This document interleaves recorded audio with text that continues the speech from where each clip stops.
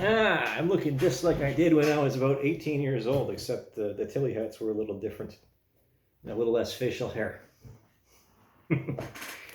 I want to say something about, well, obviously you might have seen my sleep patterns there, but I want to say something about alcoholism.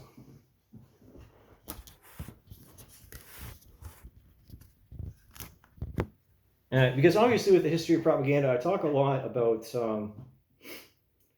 drug addictions and psychological conditions that contribute to psychopathy or psychosis and stuff like that, or altered states of judgment.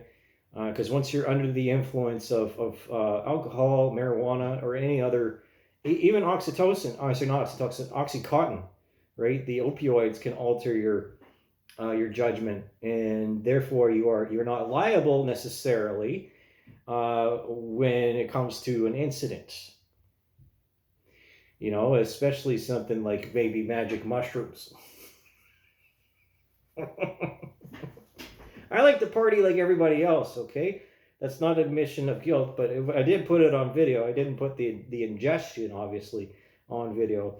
And I did my piss test before I even did that, you know? So again, to all the people that are paying attention, you know, welcome to the freak show here, okay? I'm just freaking just throwing stuff at the wall, waiting for it to stick. And then what's sticking with me is that I find that, you know, that I sleep better, a little bit, you know, I'm happier, right? And as a reference to, a bit to the Simpsons thing, right, where they go through prohibition, and the hatchet woman that I referenced last night, who was a proponent of prohibition, in that or pre-prohibition, in that, you know, the point of prohibition was the fact that everyone was drunk, everyone, okay, except for the conservatives, the conservative Christians. Excuse me, you know, a little bit of snot coming out of my nose.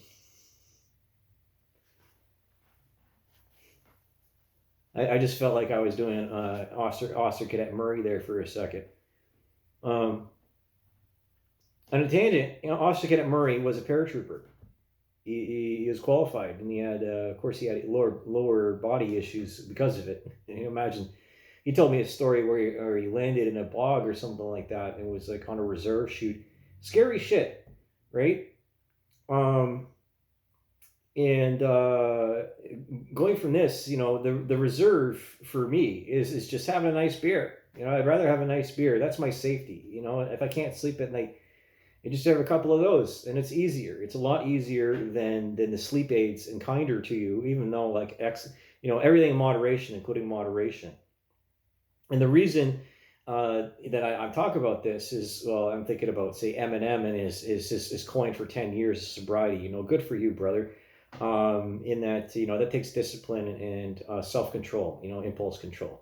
But we're not always taught impulse control, and we're not always taught how to deal with these things, especially from conservative Christians, extremely conservative people who don't get anywhere near the party scene, who don't do any kind of even caffeine in some instances to them is just like, ugh, no, that's the devil's work. Yeah. But you know, if the history of drinking, especially from English and European people, I know beer is made across the world. It is the basis of civilization, and I've indicated this. I've implied this, but it's propaganda to me. You know, the alcoholism propaganda. I'm you know, because I've seen true alcoholics, a true alcoholic, and you know, what he needed was a hug. He didn't need rehab. He needed a hug. He needed a reason to be recognized, and you know, to be lifted up. Because the thing is that, as you may know, with alcohol detox, if you try to cold turkey someone, you'll kill them. You'll kill them. And I've seen other instances of, especially I think of Madeline. I wonder if she's still alive, living on Arnold, where my father and his family grew up. And she was across the street in the old farmhouse. It's the only house in the area that has its own large lot, right? which makes it very lucrative for developers that want to tear that house down and put like a low rise up on it or something stupid like that. But it's like a 150-year-old house. It's part of Toronto's heritage. Again, tangents, but nonetheless, let me put this all together. Because I'm a better storyteller than Ned Bullion. Ned Bullion gets fucking suck it as far as I'm concerned.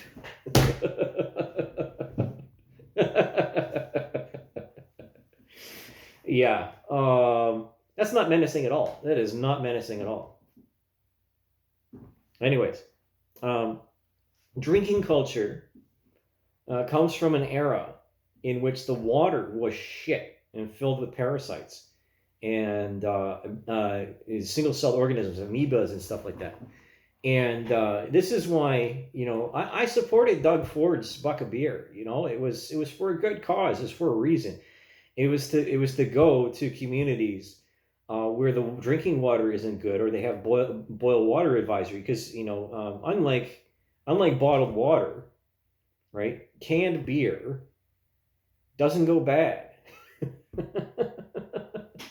Actually, well, it does. Some bottled beer will lose.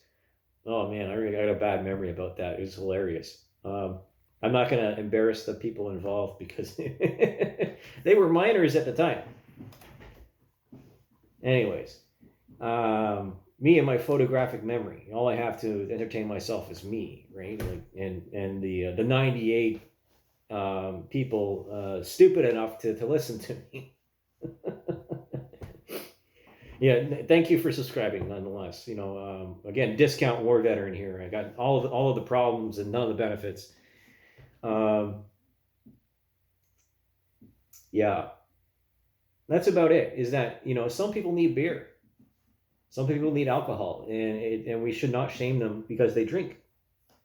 That's the way I feel about it.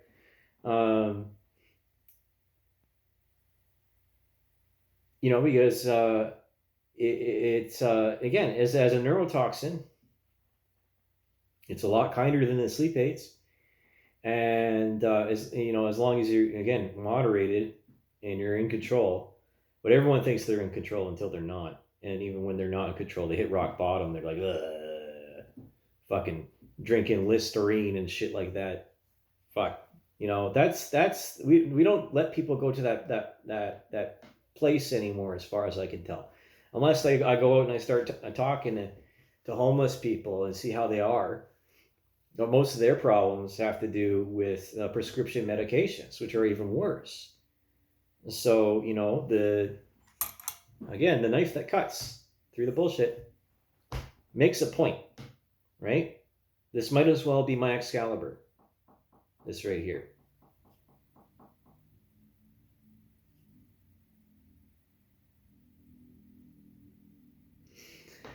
Anyways, I know it's a bit of rambling.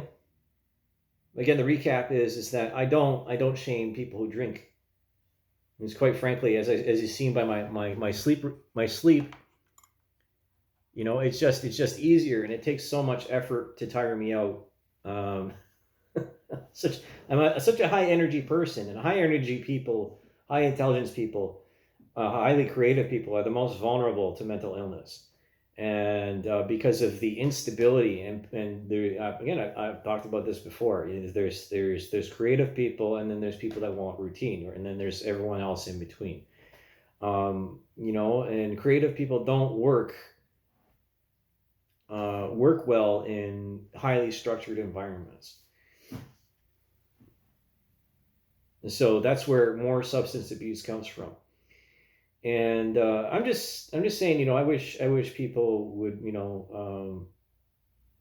well, it's more social, right? Rather much more social. I'd rather people send me a beer. Yeah. Maybe Doug Ford's idea was too low a price. $2 a beer or $2.50 a beer.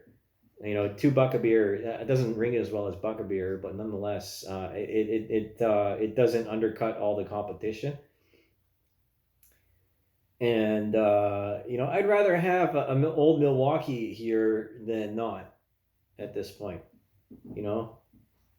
So, anyways, don't drink and drive though. Don't drink and drive. Don't drive under the influence. That's about it. Simple message, right? Don't shame people that drink, and don't drink and drive.